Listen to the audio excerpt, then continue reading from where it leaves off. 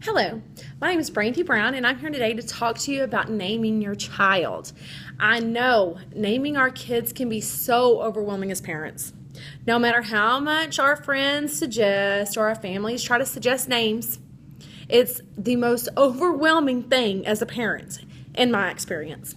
And I'm a mother of 4, so I've had to do this 4 times. I've done lots and lots of internet research on names.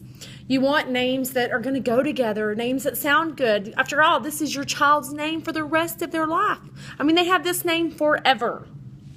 So I'm going to tell you a few little things that I figured out not to do to name your child. We want to avoid some things. These are 8 things that I found that we really, really need to avoid. First of all, we do not want to name our child anything that rhymes. So if your last name is Black, stay away from the name Jack. Or if your last name is Wynn, stay away from Lynn. We don't want rhyming names. We also do not want puns. Now, who wants to name their sweet little baby girl named Holly if their last name is Woods? Come on, puns might be funny at first, but by the time your child has had this name for, say, a third of his life, not even a third of his life, but by the time he's 10, puns, they're no good. So let's stay away from the puns, okay?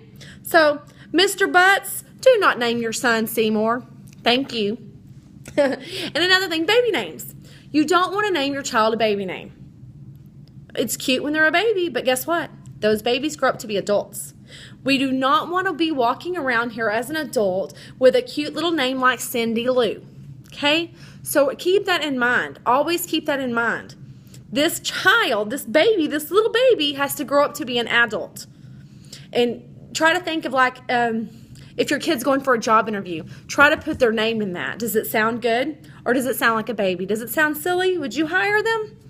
You got to think about things like this. And another thing is embarrassing nicknames. We all know kids can be very mean, okay?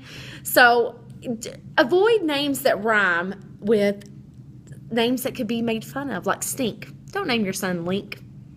Don't use, stink is a word for kindergartners, I know.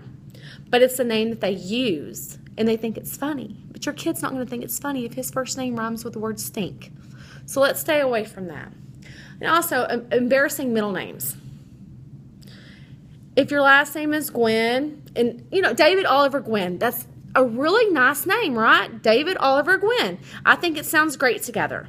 But when you put it down and it's D-O-G, yeah, that's something there that kids can make fun of. So let's stay away from that. Another thing is hard to pronounce names. You don't want your child having to go through their whole entire life telling people how to pronunciate their name. Make it something that is understandable.